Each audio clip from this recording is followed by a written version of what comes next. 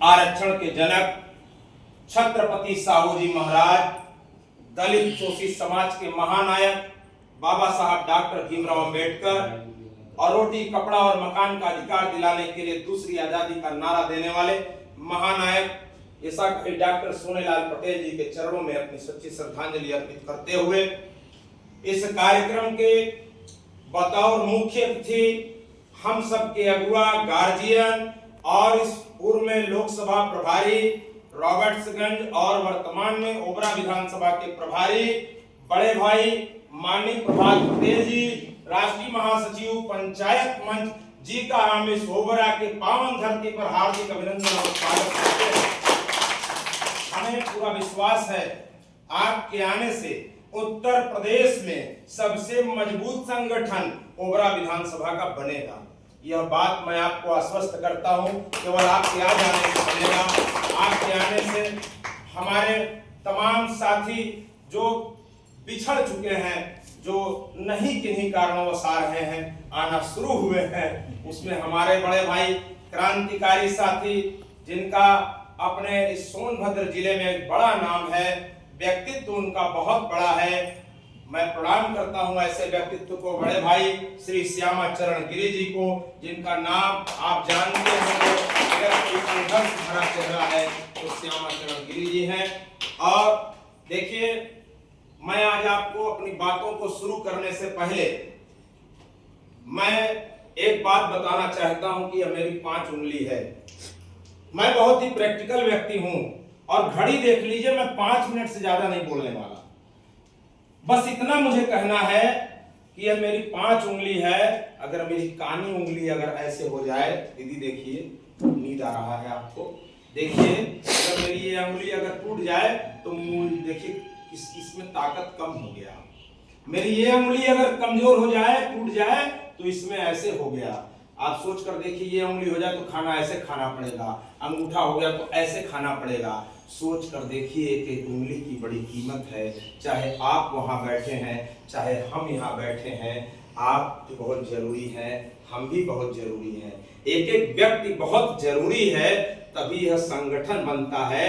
और जो मेरे सबसे बड़ी बात है, श्यामा भैया ने जो बात कही, श्री श्यामा चरण गिरी जी पूर्व जिला महासचिव जी ने, और आप उस समय प्रभारी थे और मैं जोन का प्रभारी था, मुझे पश्चिमी जोन यही जोन मिला था और मैंने जो है एक दिनों में 10 बैठकें कराई और मैं खुद भी उस दिन आजीवन सदस्य 100 सक्रिय मेंबर बनाकर बना था। 2500 लोगों को उस दिन मैंने बनाए थे।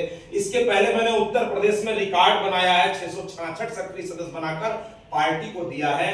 मैं यह चाहता हूं कि हम और आप मिलकर इतिहास बनाकर ओबरा विधानसभा को सबसे मजबूत बनाने की हम लोग क्या करें, तो हम लोग उसमें एक सुझाव दे सकते हैं अपने विधानसभा अध्यक्ष जी को।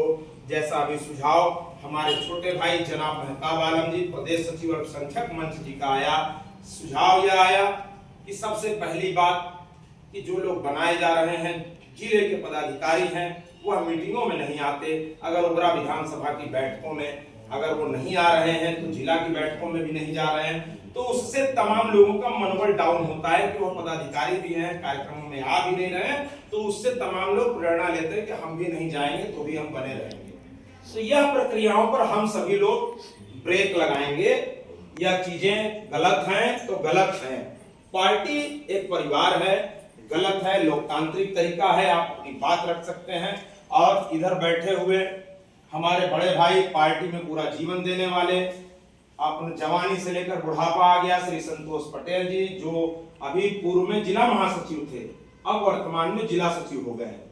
हमारे छोटे भाई जनाब शिवकु शेख जी, जो जिले के उपाध्यक्ष हैं और बड़े तेवर और क्लेवर वाले नेता हैं। हमारे इधर जिला कार्यकारिणी के सदस्य, पूर्व में जोन के अध्यक्ष रहे श्री दीपक राज साहब, आइए बैठे साहब। और इधर जिला कार्यकारिणी के सदस्य हमारे दूसरे साथी, बड़े ही शानदार जानदार आदमी जो है श्री रामलाल प्रजापति जी, सबसे शानदार और जानदार आदमी, नौजवान, कम उम्र में जो है विधानसभा अध्यक्ष बनने का मौका मिला और लोकसभा के चुनाव में विधानसभा अध्यक्ष थे और बहुत ही मेहनत किया, श्री विकास कुमार गौड़ जी।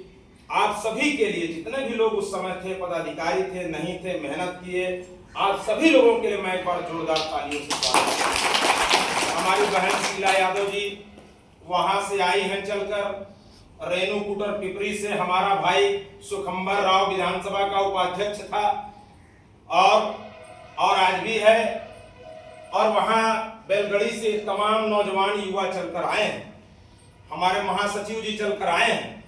मैं एक बार सबका हार्दिक अभिनंदन और स्वागत करता हूं और आप सभी लोगों से चाहता हूं कि अपने विधानसभा अध्यक्ष जी का भी जोरदार तालियों से स्वागत करिए। उन्होंने आपको बुलाने के लिए रात दिन मेहनत किया है, तब आप यहाँ आए। अब बात केवल मुद्दों की करनी है। एक बात केवल है, बहुत ईमानदारी से मैं कहना चाहता हूं कि जो व्यक्ति हमारे पुराने टीम में थे, अगर किन्हीं कारणवश नहीं आ रहे हैं तो विधानसभा अध्यक्ष जी, यह आपकी नैतिक जिम्मेदारी है, उनके पास जाइए, उनको बुलाने का प्रयास करिए और जितनी भी कमेटियां बनाइए उसमें एकदम पारदर्शिता रखिए। डॉक्टर सोनेलाल पटेल जी ने अपना पूरा जीवन समर्पण कर दिया और वह कभी सांसद और विधायक नहीं बने, लेकिन उनके विचार आज भी प्रासंगिक हैं, कल भी प्रासंगिक थे और जब तक ये दुनिया रहेगी तब तक डॉक्टर सोनेलाल पटेल जी के विचार प्रासंगिक रहेंगे, क्योंकि वह एक वैचारिक व्यक्ति थे, समाज को देश हित में काम करते थे। संतों, गुरु और महापुरुषों की पार्टी है, हम और आप मिलकर पार्टी को आगे बढ़ाना है, हमको पार्टी को घटाना नहीं है।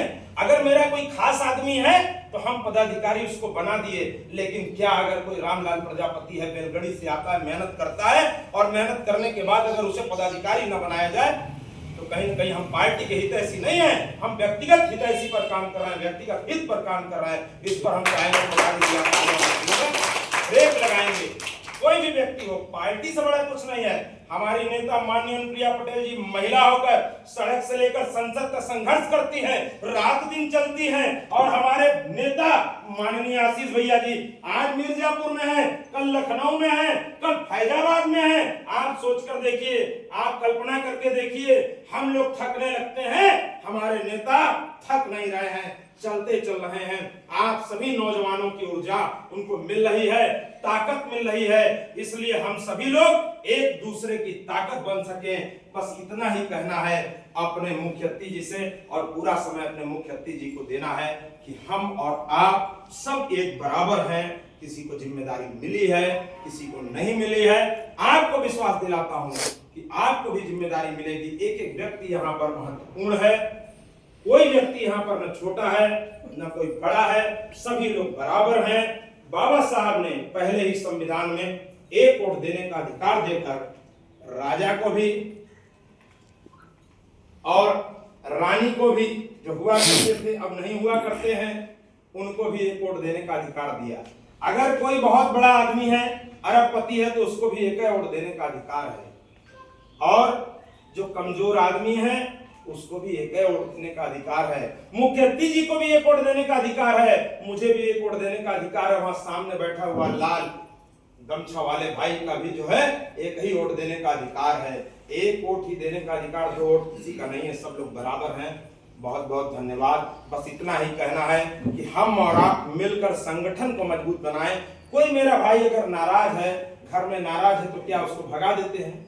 क्या हम उससे कहते हैं मत आओ, घर में मत आओ? अरे नाराज है तो मनाते हैं, कि भगा देते हैं? बेटवा नाराज हो गया तो बाप भगा देगा का? बताइए भाई जी, आप इतना बात बताइए। नए नए हैं लेकिन इतना तो जानते हो कि शादी हो गई है, बच्चा है, 3-6 है, तो बताइए अगर बच्चा गलती कर दिया, मान लीजिए बेटा गलती किया चाहे बाप गलती किया, तो भगा दिया जाएगा?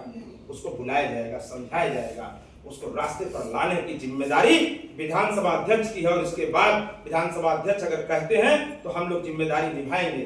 तमाम ऐसे तमाम नौजवान हैं, युवा हैं। मैं आपको बता दूं, ओबरा विधानसभा सबसे मजबूत विधानसभा है, उत्तर प्रदेश का सबसे मजबूत विधानसभा बनाकर अपने प्रभारी जी की झोली में देंगे, आपको विश्वास दिलाते हैं। बहुत बहुत धन्यवाद, बहुत बहुत आभार।